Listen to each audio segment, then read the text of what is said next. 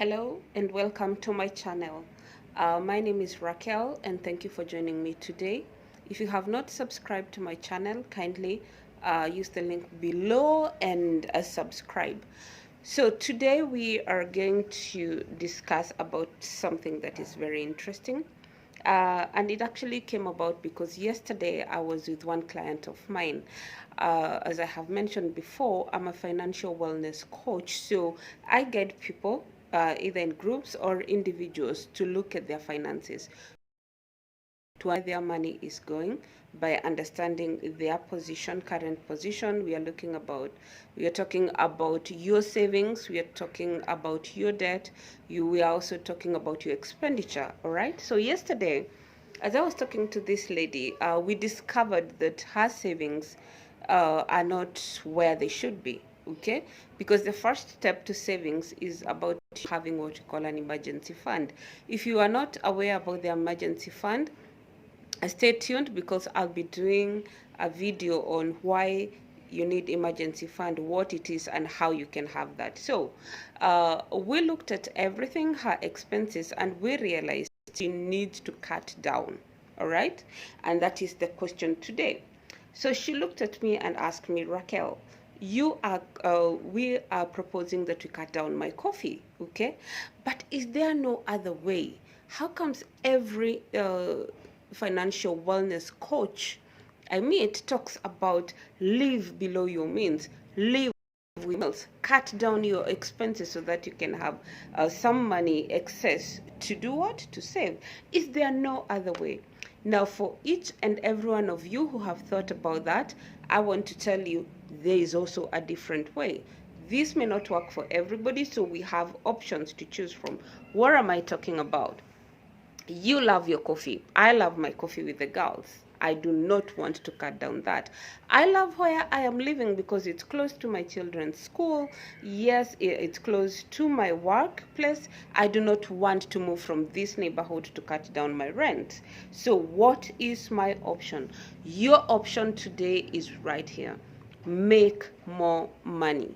Find ways to make more money so that you do not have to cut on what you already are using or expending today. Okay, so that is the other way. So you do not always have to adhere to live within your means or live below your means. No, there is another option of looking for an extra source of income. We are living in an age where one income is not able to sustain our lifestyle. Okay, so it is okay to have what we call multiple sources of income.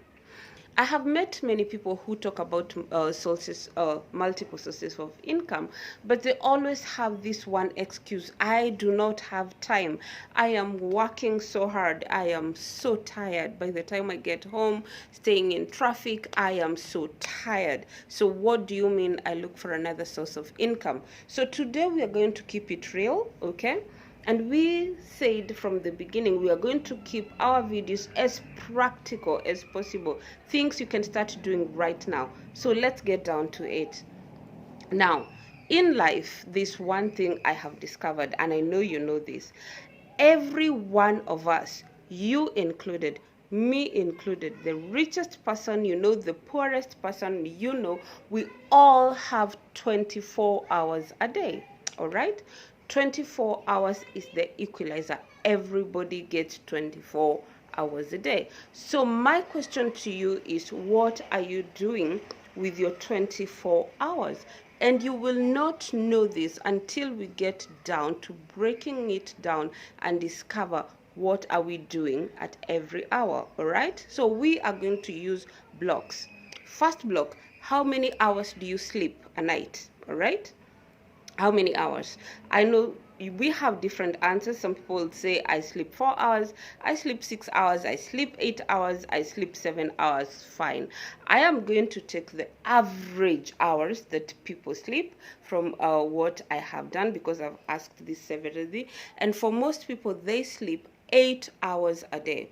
Today, we are not judging you. We are not going to discuss why you're sleeping a third of your life, okay? Using a third of your life sleeping. No, that is not going to discuss in this video. Maybe we'll do that video another day. So let's put that down. 8 hours a day, right? Good. Out of the 24 hours, okay, let's do simple mathematics. 24 hours minus 8, you still have 16 hours a day. Okay, let's go to the next block. How many hours do you work, okay, on your day job? You know, how many hours are you giving your main source of income? Okay, for some people it's 12 hours, those who are entrepreneurs or business owners, but for most people who are employed, you give 8 to 9 hours. All right, let me go with 8 to 9 hours. But even you who is an entrepreneur, it's good you do the numbers. I'll tell you why. So 8 hours plus the 8 hours you sleep, those are 16 hours a day.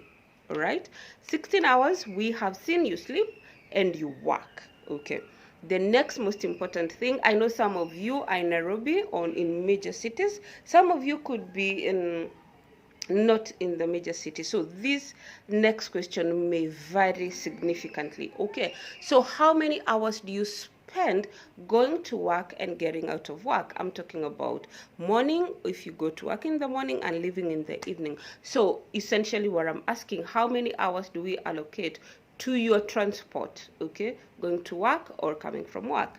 Now, I've seen most people say, especially people in Nairobi, where we have traffic, a lot of traffic, they tell me they spend 2 to 3 hours every day in traffic, either going to work 1 hour or 2 hours, or coming back home in the evening 2 hours or 1 hour, depending on where you live and where you work.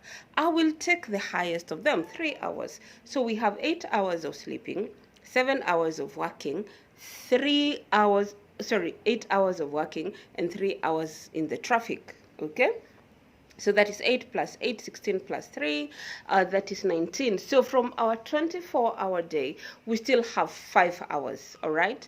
5 hours that we still have at our disposal. So I am going to ask you, how much time do we spend eating, maybe preparing our meals, our usual meals, okay, and socializing, okay? So out of the 5 hours, can I even give you 4 hours? You know, you eat, you're on social media, you are catching up with friends. 4 hours, I know it's extreme, but I'm going to be that nice today, and we're going to look at that. So we have 4 hours. So we have 8 hours of sleep, 8 hours of working, 3 hours of traffic, 4 hours of socializing, eating, preparing for the following day, wherever it is that you do. So out of that, you find that those are 23 hours a day. And you can believe that I've been very generous. I know so many of you are wondering who sleeps 8 hours. Some of you are wondering, what are you doing in traffic for 3 hours? And I know most of you may be saying, you are wasting a lot of time socializing and preparing and eating and all that. I give you that. Today, I'm going to be very lenient. However, this is where I want all of us to focus. You have 1 hour out of 24 hours a day that you cannot tell me what you actually do with that 1 hour.